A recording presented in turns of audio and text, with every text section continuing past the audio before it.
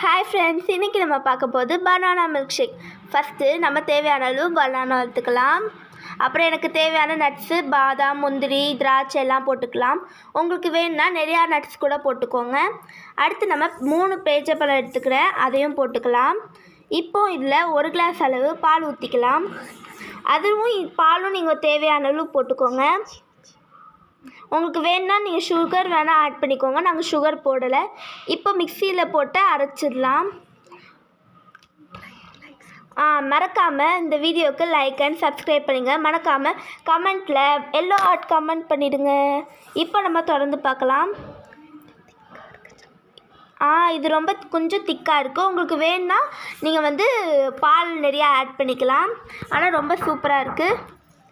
இப்போ நீங்கள் ஒரு கிளாஸில் இதை ஊற்றிக்கோங்க. உங்களுக்கு வேணும்னா நட்ஸு எல்லாம் மேலே போட்டுக்கலாம். இது ரொம்ப சூப்பராக இருக்குது. நீங்களும் இதை வீட்டில் ட்ரை பண்ணி பாருங்கள். பாய்.